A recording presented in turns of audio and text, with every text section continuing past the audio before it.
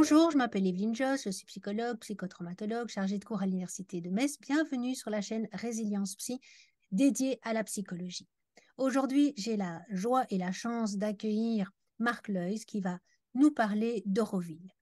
Bonjour Marc, est-ce que tu peux te présenter parce que tu as eu beaucoup de vies, hein, c'est comme les chats, tu as eu de nombreuses vies, tu as un CV gros comme un dictionnaire, donc présente-toi en quelques mots. Donc, je pourrais dire que j'ai eu trois vies. Peut-être que je suis en train de commencer une quatrième, je ne sais pas. La première, j'ai d'abord été prêtre catholique, après avoir fait 3 années d'études d'ingénieur à Louvain. Euh, et puis j'ai étudié la philosophie, la théologie, je suis devenu prêtre. Et puis j'ai été envoyé à Rome pour faire un doctorat en théologie grecque et russe. En italien, donc. Donc, j'ai appris l'italien, le grec et le russe à la fois. Bon, et alors, je suis rentré en Belgique, j'ai été vicaire de paroisse et je faisais partie d'un groupe de réflexion qui s'appelait Prospective. Euh, Ça s'est terminé quand je me suis marié. Donc, j'ai été dire au cardinal, écoutez, monsieur le cardinal, j'ai décidé de me marier, donc je suis désolé. Et il m'a dit, écoute Marc, je, je comprends tout à fait ta démarche et j'ai dit au pape qu'il fallait changer ce genre de discipline, mais il n'a pas voulu, donc je ne sais rien faire pour toi, mais restons amis et voilà, séparons-nous dans la paix et dans la joie. Et donc, me voilà dans une seconde vie. Et après avoir été chômeur pendant 1 ou 2 ans, me voilà catapulté au sommet de la Commission européenne, parmi les 12 conseillers de Jacques Delors en prospective. Donc ça s'appelait la cellule de prospective. Et nous étions chargés des signaux faibles. Et ça, je ne savais pas ce que c'était. Les signaux faibles sont les signaux de transformation profonde. Plus la transformation est profonde, plus le signal est faible. Par exemple, euh, tout le monde parle du climat, mais personne ne parle du fait que le Gulf Stream pourrait s'arrêter. Ça, c'est un signal faible, parce que personne n'en parle. Mais c'est fondamental, parce que si le Gulf Stream s'arrête, tout le climat va changer. Et donc, un peu dans tous les domaines, dans la médecine, dans la physique, partout, il y a des signaux faibles, très importants, qu'on ne voit pas. Et comme ce sont des signaux faibles, les médias ne les captent pas. Ou s'ils les captent, personne ne les croit. Ça, c'était ma seconde vie. Et puis, on m'a dit, tiens, votre contrat est terminé. Après 10 ans, je me suis retrouvé sur le trottoir, encore une fois. Et j'ai commencé à écrire des livres parce que quand vous êtes conseiller du président, vous êtes invité partout. Moi, j'ai été invité à la Maison-Blanche, j'ai été invité au sommet du pouvoir en Chine, j'ai été au sommet du pouvoir en Inde, partout. Et donc, j'ai pu constater partout qu'il y avait 20%, 30% des conseillers de tous ces gouvernements de très haut niveau, 20%, 30% qui étaient ouverts et 70% qui étaient business as usual. Et donc, partout, cette minorité avertit les gouvernements que nous sommes face à des signaux faibles très importants, mais ça continue. Donc voilà. Et donc, ma troisième vie consiste à écrire des livres sur le changement de paradigme global dans tous les domaines, depuis la physique jusqu'à la médecine, jusqu'à la spiritualité, tout change. Et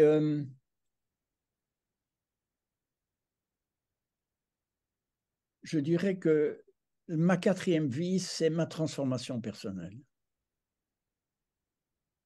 Il m'a fallu 70 ans pour comprendre que toute ma formation universitaire, spirituelle, était cerveau gauche, mental. Et ce n'est que vers 75 ans que, par une série de circonstances que j'explique dans mes livres, j'ai découvert le cerveau droit. J'ai découvert que peut-être le message principal d'un certain Jésus, dont on a fait toutes sortes de dogmes, etc., c'était de dire, mais transfigurez-vous. C'est-à-dire que le chemin spirituel passe par la transformation des milliards de cellules du corps. C'est à peu près le contraire de ce que disent les religions, en tout cas la religion chrétienne. On va d'ailleurs aborder le changement de paradigme dans la spiritualité avec Auroville. Avant ça, est-ce que tu peux nous dire, puisque tu viens de produire un dernier ouvrage, nous dire quelques mots, nous le montrer?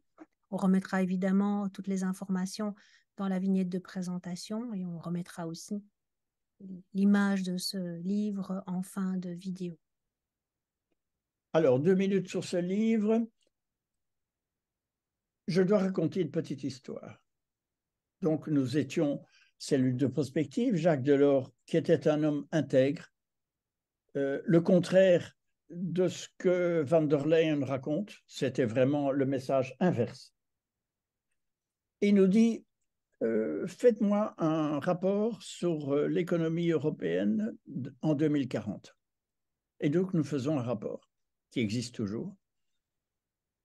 Et Jacques Delors le présente au chef d'État en décembre de 1993. Et le chef d'État, qui était Mitterrand et Kohl, etc., qui aimait beaucoup Jacques Delors, lui disent Monsieur Delors, ça c'est un texte très intelligent.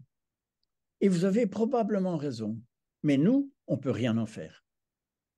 Pourquoi? Parce que si on dit aux gens, si vous votez pour nous, on change de paradigme, on ne sera pas élu. Et à ce moment-là, j'ai compris qu'on s'était trompé.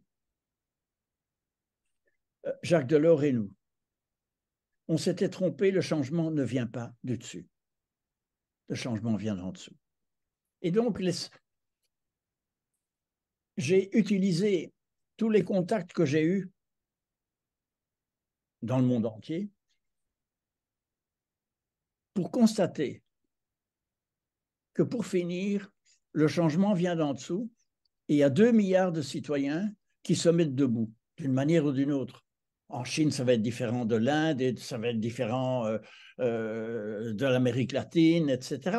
Mais partout, les gens se mettent debout. Et une fois qu'ils sont debout, tu ne sais plus les manipuler.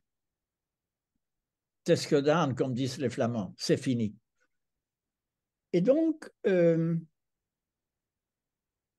ça veut dire que quand nous serons 3 milliards, nous aurons déjà basculé. Parce qu'une fois que c'est 3 milliards, pouf. Donc le basculement is going on, comme disent les Anglais. C'est en train de se faire.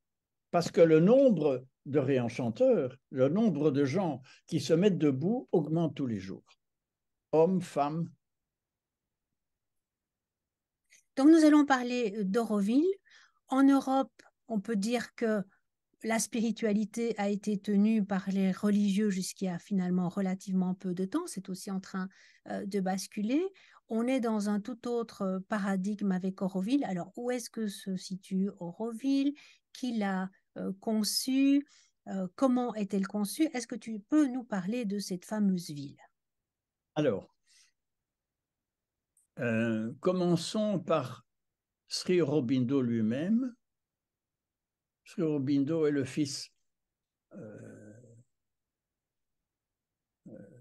d'une famille aristocratique indienne qu'il a envoyé en Angleterre à son adolescence avec l'ordre de penser en anglais, d'être éduqué en anglais, to become an English. Bon. Il a fait toutes ses études et il est rentré finalement en Inde. où il a commencé à dire, mais au fond, est-on certain que l'Inde ne doit pas se libérer petit à petit des Anglais? Et donc, les Anglais l'ont mis en prison. Non seulement en prison, mais en isolement, ce qui est terrible. Je ne parle à personne pendant 12 mois. Alors, ou bien on devient fou, ou bien on fait une expérience spirituelle profonde. C'est ce qui est arrivé au Aurobindo. Et il était ami de Gandhi et il a dit à Gandhi, continue ton mouvement de libération, moi je me rends compte que je dois aller vers un approfondissement spirituel. Pour échapper aux Anglais, il est allé se réfugier à Pondichéry, qui était une enclave française, et donc les soldats anglais n'ont pas pu l'arrêter. Il a été protégé par l'armée française qui était là. Il a fondé un ashram, qui est le seul ashram du monde où il n'y a aucune célébration. Il n'y a pas de chant liturgique, il n'y a rien que des repas ensemble. Et chacun fait son chemin spirituel au-delà de la religion. Et Aurobindo a ensuite rencontré la mère, qui était une femme de langue française, d'origine turque, qui a vécu au Japon, qui a été mariée et qui est devenue la compagne spirituelle d'Aurobindo. On l'appelle toujours la mère. Comment s'appelle-t-elle de son vrai nom? Mira Alfassa. C'est un nom qui n'est pas très français, donc c'est un nom d'origine turque. Alors,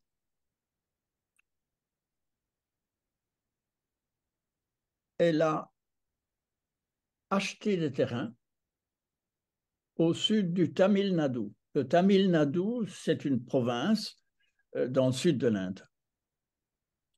Elle a acheté des terrains tout près d'Auroville, tout près de Pondichéry, pardon. Et elle y a fondé la seconde chose, mais c'était en 68. Elle a fondé Auroville en disant ceci est un lieu de recherche spirituelle au-delà des religions. Et donc, if you have a religion, si vous avez une religion, vous le laissez à la porte d'Auroville. Et à Auroville, on fait une recherche spirituelle au-delà des religions. C'était très audacieux.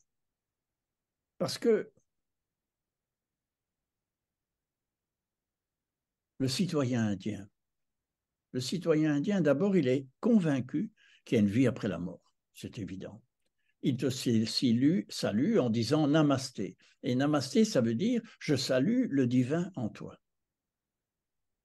Mais le citoyen indien est très fort pour la bhakti. La bhakti, c'est la dévotion. La dévotion hindoue, la dévotion bouddhiste. Quand on dit aux Indiens laissez votre religion à l'extérieur,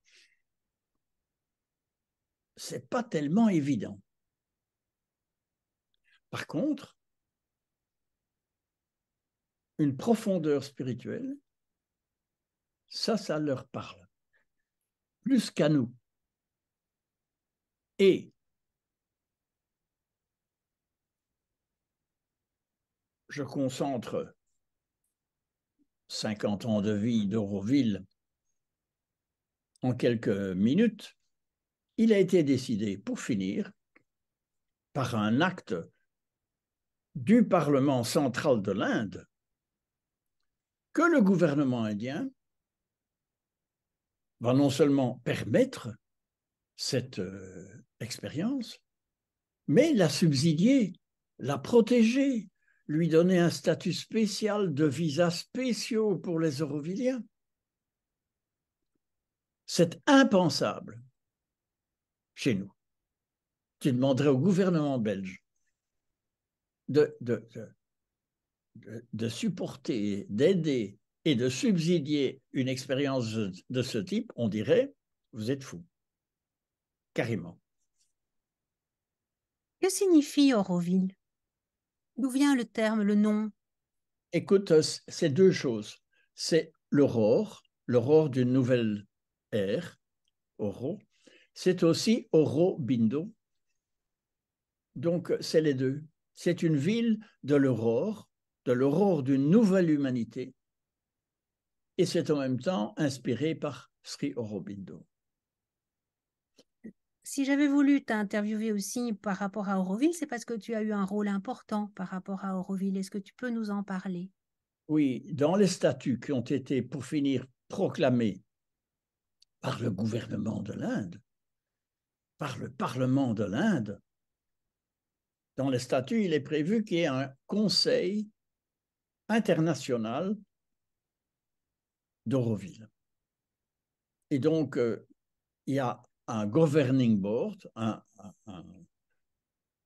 conseil d'administration, je dirais, et à côté de ça, il y a un conseil des conseillers. Et moi, j'ai été membre de ce International Advisory Council, donc ce conseil des conseillers, ce cercle des conseillers d'Euroville. J'ai été 2 fois élu et j'étais pas payé, mais le gouvernement indien me payait le billet en business class Bruxelles-Auroville. Donc, ça vaut la peine quand tu voyages pendant 9 heures de pouvoir avoir un lit. Bon, tout ça est très agréable.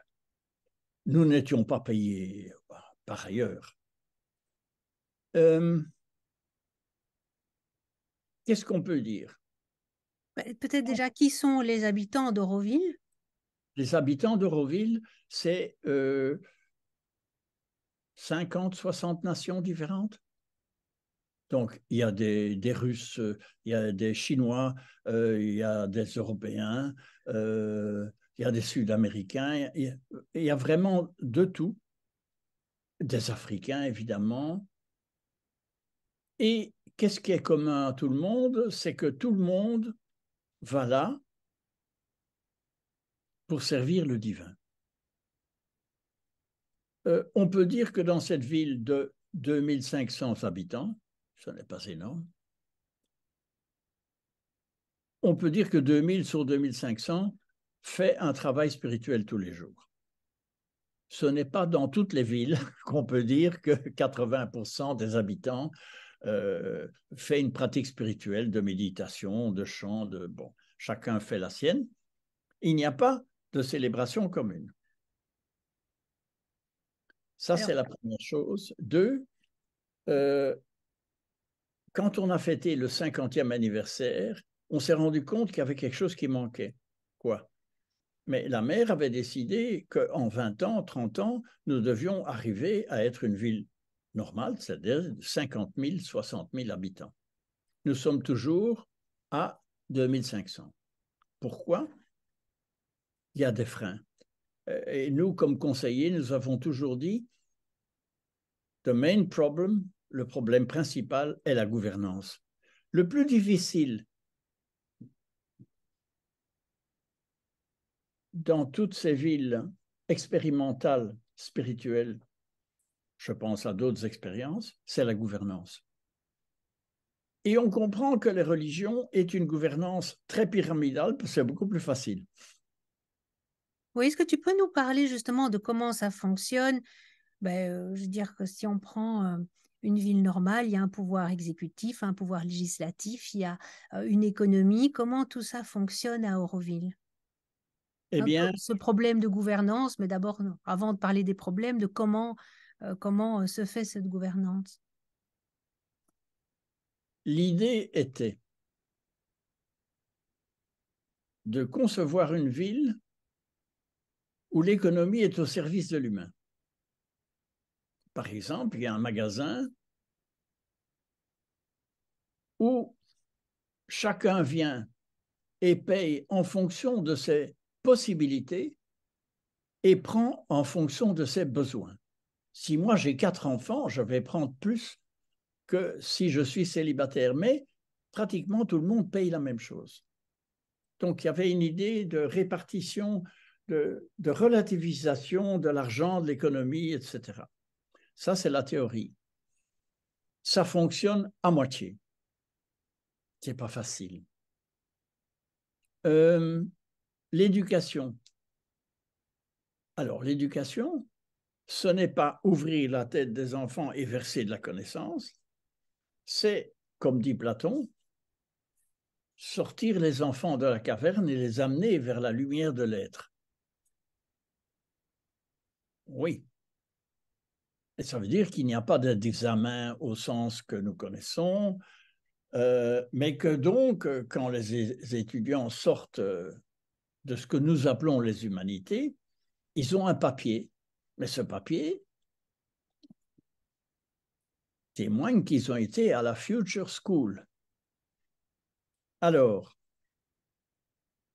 il y a 30 ans, quand les premiers sont sortis, la mère les a envoyés à la Sorbonne et la Sorbonne les a acceptés.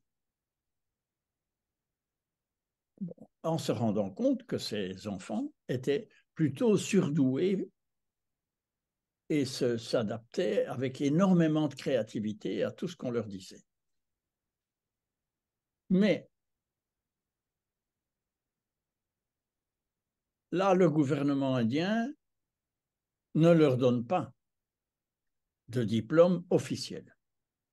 Donc, ce n'est pas facile.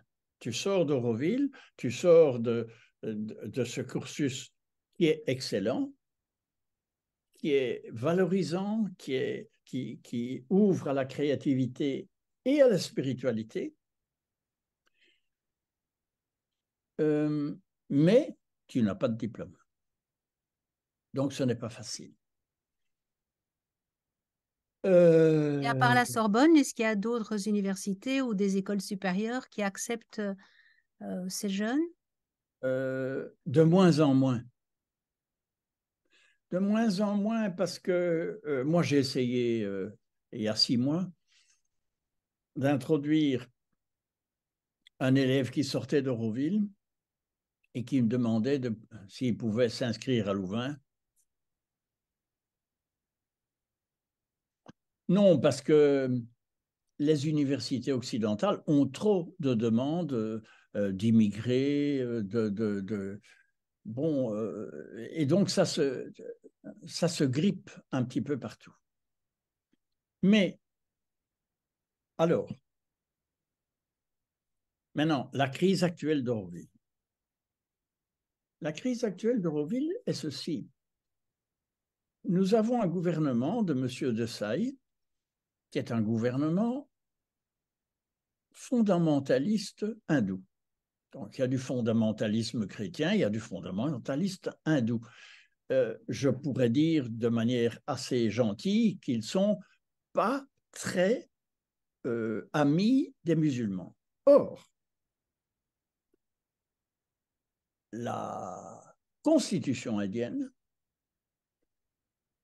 reconnaît toutes les minorités chrétiennes, musulmanes, etc., et donne une certaine autonomie à chacune des religions diverses. Il y a enfin, il y a pas mal de religions et la petite minorité musulmane de l'Inde, c'est 140 millions. On ne peut pas dire que ce soit un petit groupe.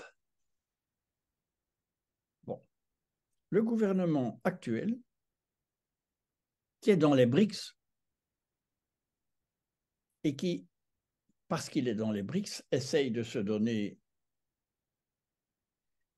une aura de tolérance, etc., a décidé de se servir d'Auroville comme blueprint, comme belle image de la tolérance, de la spiritualité au-delà des religions, etc., en disant, regardez,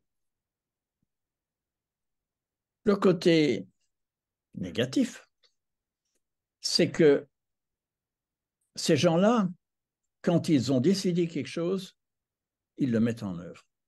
Et donc, ils ont nommé, il y a à Auroville, the foundation, la fondation. La fondation est propriétaire d'Auroville.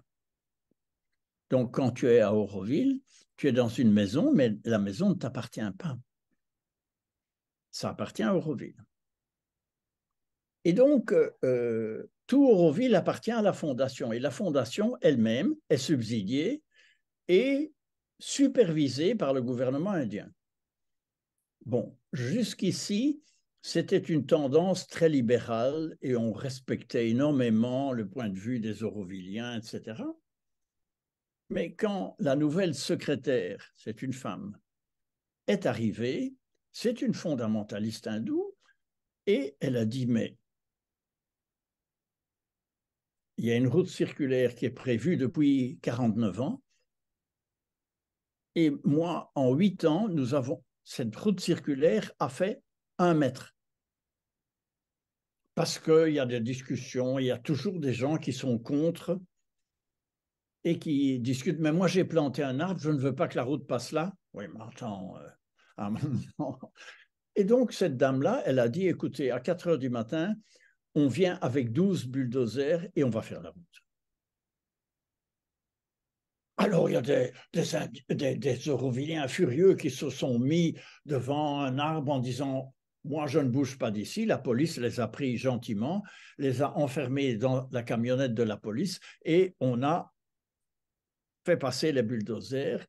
Et donc, la route circulaire est en train d'être créée. Alors, d'autres avaient mis leurs toilettes sur la route. Ben, on a un bulldozer. Bon. Alors, les Aurovilliens sont furieux parce qu'ils disent, mais et nos droits, nous sommes ici dans la liberté et nos droits sont bafoués. Alors, c'est vrai, ce n'est pas vrai.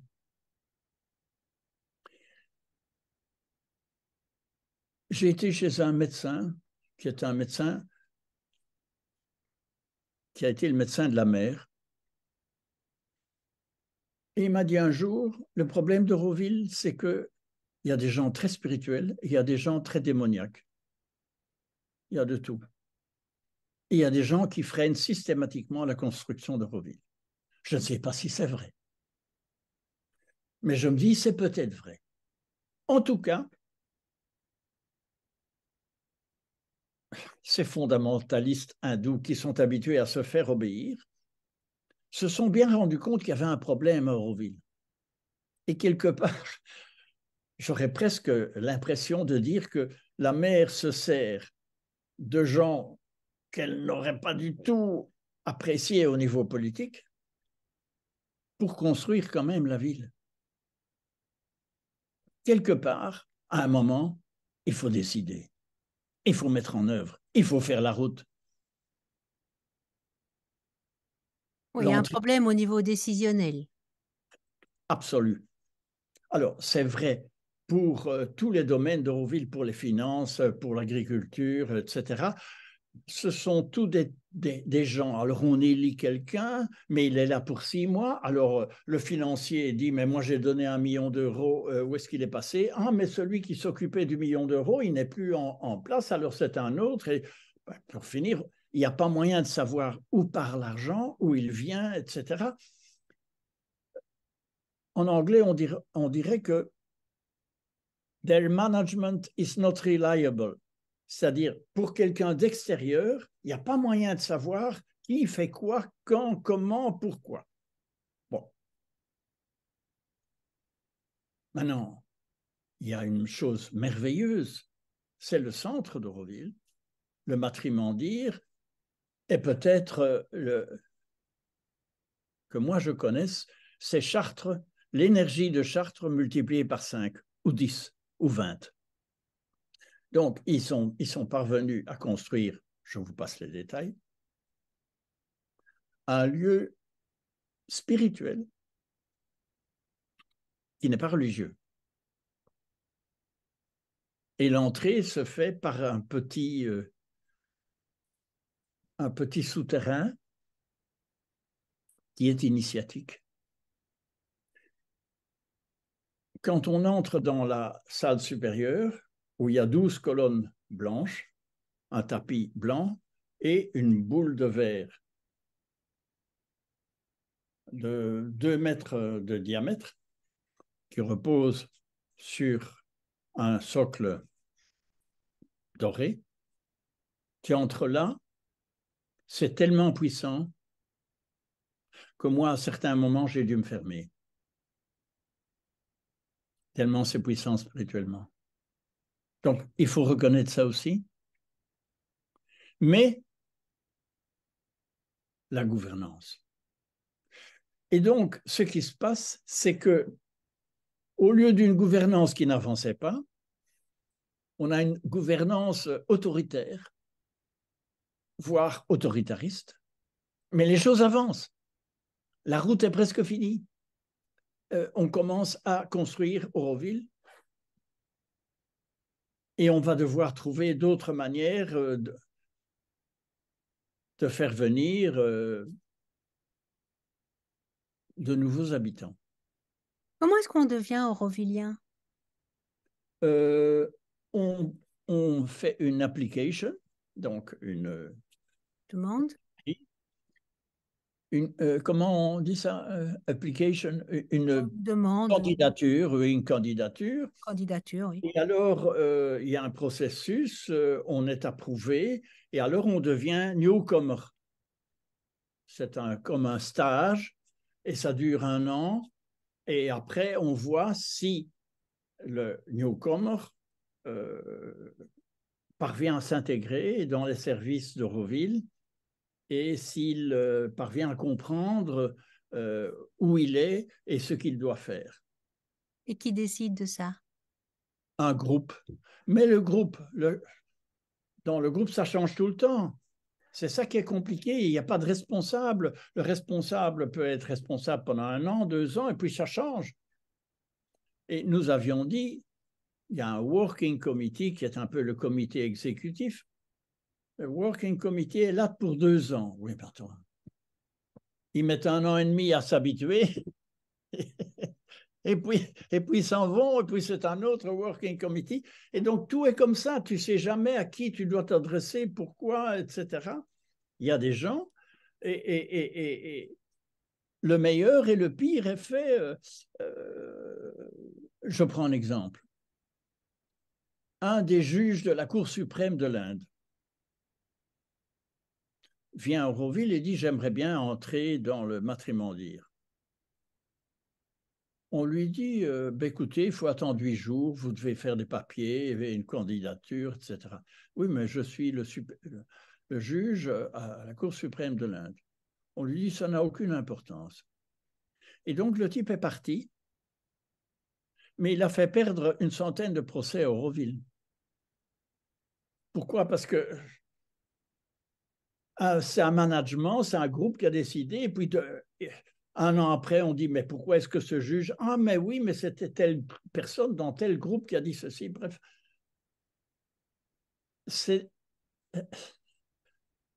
il y a beaucoup de dégâts qui ont été faits.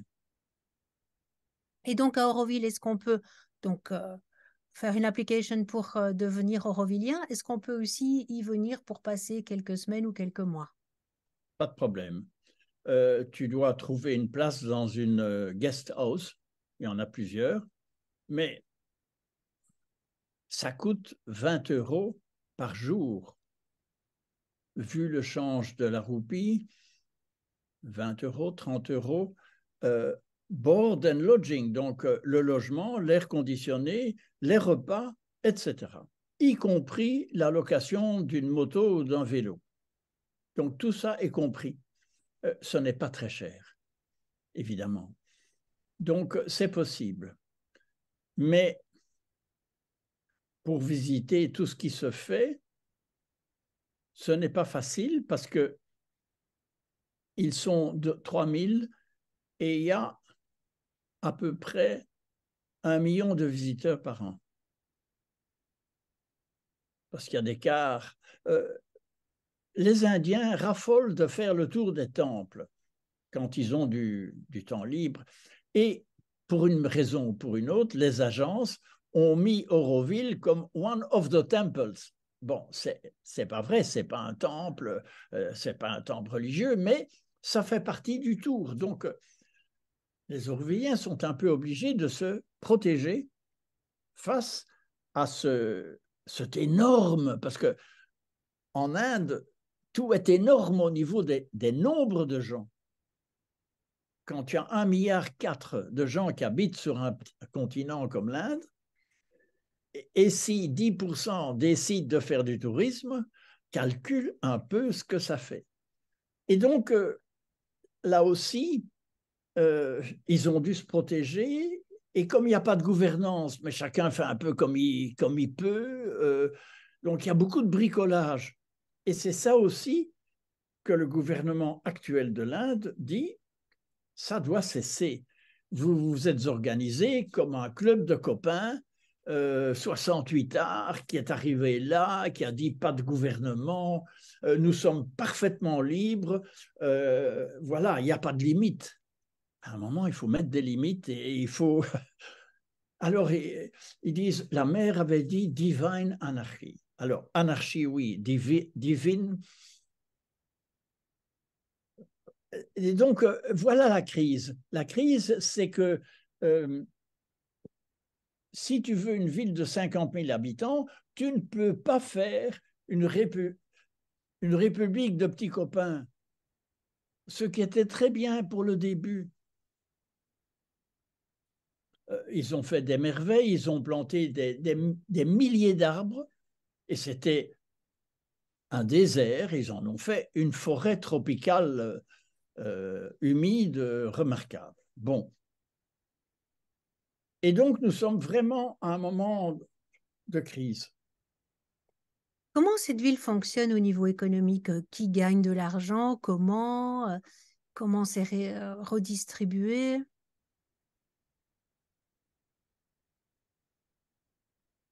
Alors, il y a des entreprises. Il y a des entreprises qui fournissent de la nourriture. Il y a des entreprises qui accueillent les touristes.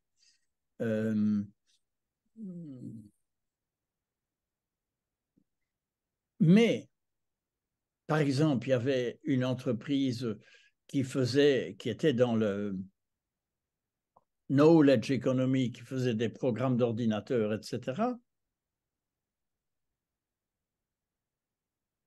Finir, elle a fait faillite. Pourquoi? Gouvernance. À un moment, quand tu fais une entreprise et qui veut être au service du divin et que tu mets les bénéfices, tu les donnes à la ville, et c'est très bien, mais évidemment, tu dois garder une partie des bénéfices pour réinvestir. Alors, quand la ville te dit, mais vous donnez trop peu et vous ne pouvez pas investir, ben à ce moment-là, c'est la faillite. Et donc, il y a eu toutes sortes de mauvaises gouvernances à tous les niveaux. Ça ne veut pas dire que individuellement, les gens ne font pas des choses merveilleuses, mais au niveau collectif, il manque une gouvernance. Et donc, maintenant, il y a une gouvernance forcée, autoritariste, peut-être, probablement, mais les choses avancent. Et est-ce que les gens travaillent? Tu dis, bah voilà, au magasin, c'est pas très cher, mais bon, il faut quand même payer. De quoi les gens vivent? Il y a des millions qui viennent du gouvernement indien. Un. Et il y a les comités Auroville dans tous les pays du monde. Il y a Auroville Belgium, Auroville Germany, Auroville France. Et tous ces gens collectent de l'argent pour subsidier Auroville. Donc, il y a de l'argent qui vient de partout. Auroville États-Unis, Auroville Australie, Auroville Sud-Amérique, etc. Donc, cette ville est énormément subsidiée, y compris par le gouvernement indien, qui donne des millions, pas de roupies, mais d'euros ou de dollars. Oui, plus les quelques entreprises. Les entreprises, si tu fais une entreprise Eurovis, c'est pas pour faire du profit. Le profit, tu le donnes soit à l'investissement pour ta propre entreprise, soit tu le donnes à la ville.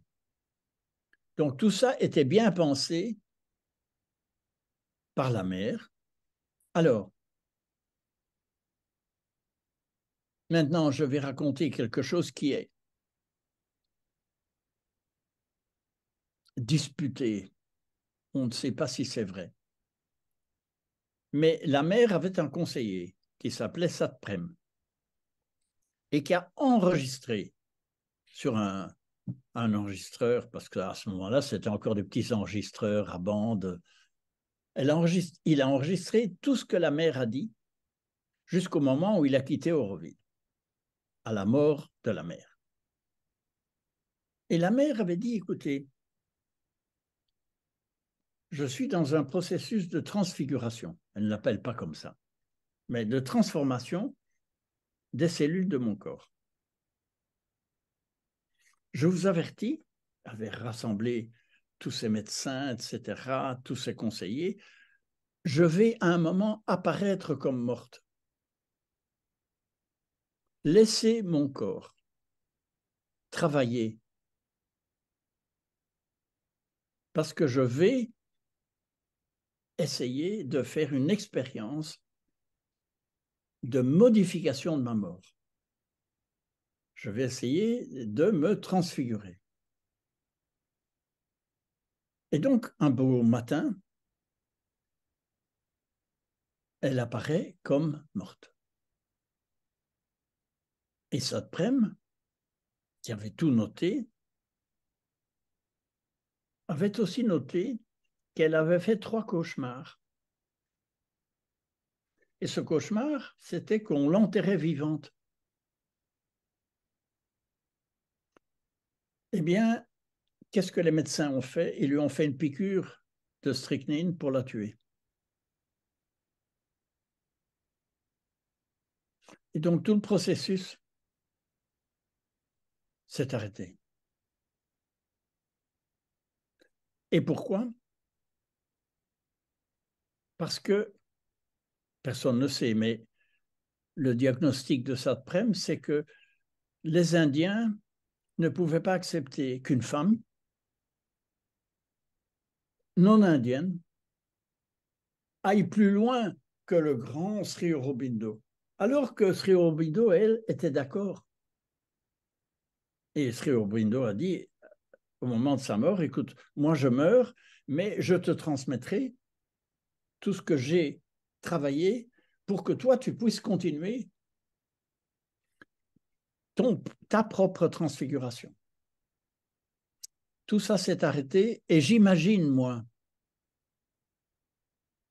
imaginons que la mère réussisse sa transfiguration comme un certain Jésus l'a réussi et qu'elle aurait continué à administrer Auroville en revenant 1 ou 2 fois par jour, signer quelques chèques, etc. Ben, Auroville serait construite depuis longtemps. Maintenant, certains Indiens disent que tout ça n'est pas vrai. Bon. Mais donc, il y a aussi un drame de rater l'essai d'Aurobindo et de la mère de transformer leur mort, en tout cas celle de la mère, a raté. Ce que ça a engagé comme souffrance spirituelle chez la mère, je préfère ne pas trop m'y attarder. Mais je ne sais pas si c'est vrai. Je peux simplement dire que dans les livres de Satprem, mais Satprem a dû quitter l'Inde le jour même de la mort de la mère, parce que il n'est pas certain qu'il aurait pu survivre. Et donc, il a pris l'avion, il est rentré en France, où il a publié les 10 livres de la mer. Ça s'appelle les cahiers de la mer, je ne sais plus très bien. Mais tout est écrit et ça a été traduit en anglais. Donc, voilà, ça c'est une source. Les Indiens disent, oui, mais ça prème, bon, voilà. C'est tout ça, la complexité d'Auroville, mais ça reste un des lieux spirituels les plus puissants du monde. Mais C'est est-ce ça qu'il le paradoxe. n'y a pas un risque de glisser vers la religion? Parce que moi, les personnes que j'entends qui ont été à Auroville, il y a presque une dévotion par rapport à Aurobindo, par rapport à la mer. Et donc, parfois, dans ce que j'entends, j'ai le sentiment que ce que eux n'ont pas voulu, hein, ce qu'Aurobindo et la mer n'ont pas voulu, mais que c'est quand même en train de se produire. Euh, il y On a un en fait danger. des saints, quoi. Il y a un danger. Et ça, c'est le côté, je dirais, négatif. Il y a des gens négatifs. Mais il y a toutes sortes de négativités. Il y a une négativité qui consiste à religiosifier la mer et Aurobindo. C'est juste ce qu'ils ne voulaient pas. Il y a une autre négativité qui est de casser tous les processus de gouvernance responsable. Ce qui manque, c'est une gouvernance responsable. Si tu donnes 10 millions d'euros et que tu es la Banque centrale de Thaïlande et que tu donnes 10 millions d'euros à Auroville, ben, il te faut un rapport. Où est-ce que l'argent est passé? Eh bien, il n'y a pas. Et donc, mais une des négativités, c'est justement de recréer une religion, de faire un culte.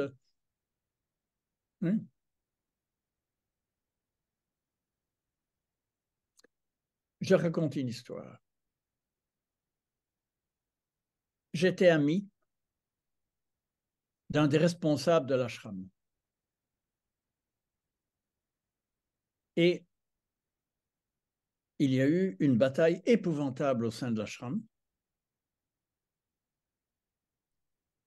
contre un Anglais qui a écrit une biographie d'Aurobindo, montrant qu'Aurobindo n'était pas parfait. Nobody is perfect. Eh bien, il y a une partie de l'ashram qui a essayé qu'il n'ait plus de visa indien et qui a essayé de l'expulser de l'Inde. Parce qu'on ne peut pas dire qu'Aurobindo était imparfait, puisque c'est un dieu. Donc, il y a la religiosité et tout de suite, à côté, on a aussi la dictature. Oui, mais ici, le lien n'est pas fait. Les fondamentalistes hindous ne vont pas te dire que c'est eux qui, enfin bref, mais oui, si tu veux, l'absence de gouvernance pendant 50 ans, hein, attends, c'est pas pendant 2 ans, hein. Moi, je suis resté là pendant 8 ans et nous avons dit la même chose à tous nos rapports qui étaient publics. There is a problem of governance. Je vais parler d'une autre chose. Les Tamouls. Donc, nous sommes dans le Tamil Nadu, la région des Tamouls. Les Tamouls sont des gens qui sont très peu dans le cerveau gauche et très forts dans le cerveau droit. Alors que les Occidentaux, qui sont à Auroville, sont très forts dans le cerveau gauche et pas forts dans le cerveau droit. Le dialogue n'est pas facile. Et dans le conseil où j'étais très ami de Doudou Diène, qui travaille aux Nations Unies, qui est noir du Sénégal, et qui comprenait très bien les Tamouls, en disant, oui, mais avec notre complexe de supériorité occidentale, nous ne prêtons même pas une minute d'attention à ce que nous disent les Tamouls. Et donc, la tendance actuelle, un peu très autoritaire de la Fondation, est aussi une tendance de dire, oui, mais vous, occidentaux, qui habitez chez nous, dans notre pays, quand est-ce que vous allez finalement un peu écouter ce que disent les Indiens du lieu?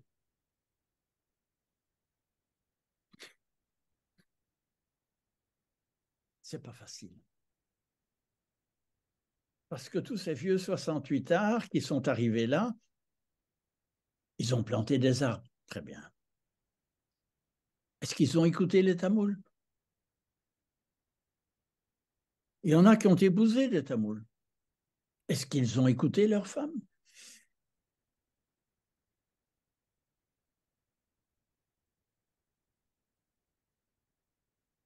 Mais c'est passionnant. Tu parlais donc de l'école et des difficultés qu'on peut avoir dans l'après-Auroville pour les études supérieures.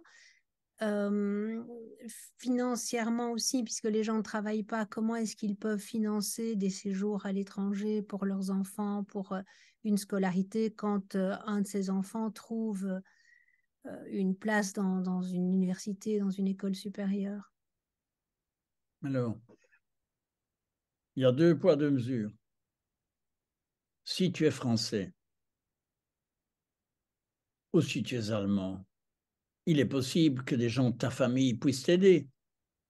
Il est possible que ton fils puisse aller dans ta famille en Allemagne, en Angleterre, en France, et être aidé dans ses études. Et puis les études en Europe ne coûtent pas cher. Ce n'est pas comme aux États-Unis. Mais si tu es tamoul, j'ai des gens qui travaillent à Solar Kitchen. C'est un endroit où tu peux manger pour 1 euro, 1,5 € Bon. Elle travaille à la Solar Kitchen. Elle est tamoul. Qu'est-ce qu'elle a fait? Eh bien, elle a mis son fils à Pondichéry, parce qu'à Pondichéry, il y a une école française, l'Alliance française. Et donc, c'est une école qui donne des diplômes français. Oui, mais son fils, il ne connaissait pas un mot de français. Il était tamoul. Ben, il a appris le français. Et donc, ce que les Tamouls font, c'est envoyer leurs enfants à l'Alliance française, à l'école de Pondichéry française, diplôme français. Ça, c'est une des solutions. Alors, pour entrer à l'école française, théoriquement, il faut payer. Et donc, il y a toutes sortes de générosité individuelle, collective, qui peut aider certains enfants à... Peut-être encore une dernière question par rapport à, tu parles de gouvernance, on a un peu parlé aussi d'économie, enfin qui en fait partie d'ailleurs. Est-ce qu'il y a, je ne sais pas moi, des juges, une police? Est-ce qu'il y a une façon de réglementer par rapport à des règles établies? Est-ce qu'il y a des règles qui sont établies? Avant, il n'y avait pas de police, rien. Parce que les Auroviliens sont responsables, sont connectés à la mer, ils sont dans l'anarchie divine. Bon. Maintenant, avec la nouvelle fondation, ben, ils appellent la police et la police intervient, pas violemment, on ne met pas de menottes aux jambes, on les enferme simplement dans, dans la camionnette de la police et on ferme à clé. calmement pendant 2-3 heures, le temps qu'on déracine une dizaine d'arbres et qu'on fasse avancer les bulldozers. Mais tout ça est nouveau. Avant, si tu veux, comme dit un psychologue de Namur,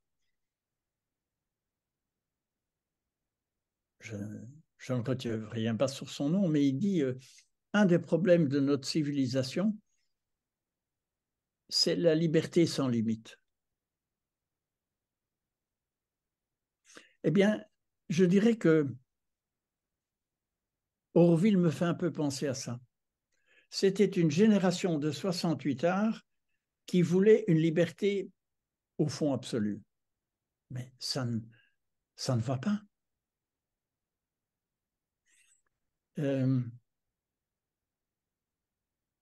Son nom ne me revient pas, mais Jean-Pierre Lebrun. Ah oui, Eh bien, Pierre Lebrun. je dirais que si on faisait venir Jean-Pierre Lebrun à Auroville, je crois qu'il aurait tendance à dire oui, toute liberté a des limites.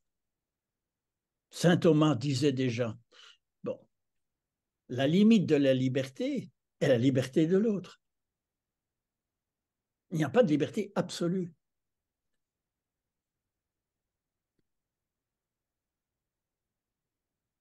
Est-ce que tu as envie d'ajouter quelque chose par rapport à tout ce que nous avons dit?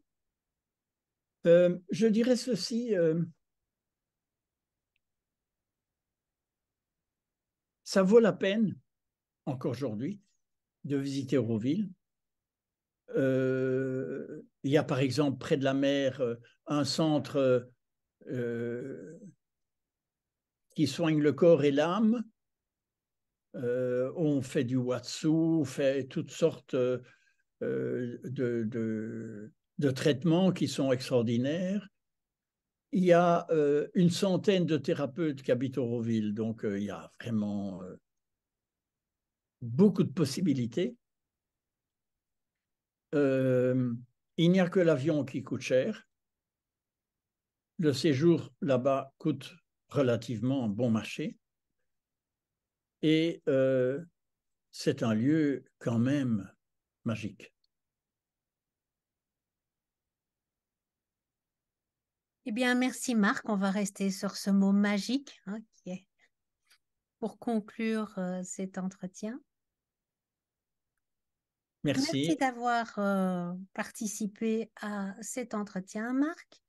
Vous avez vu, c'est quelqu'un de tout à fait passionnant que j'espère qu'on retrouvera sur cette chaîne Résilience Psy. Alors, si vous avez aimé cette vidéo, pensez à la partager et pensez à faire connaître la chaîne Résilience Psy.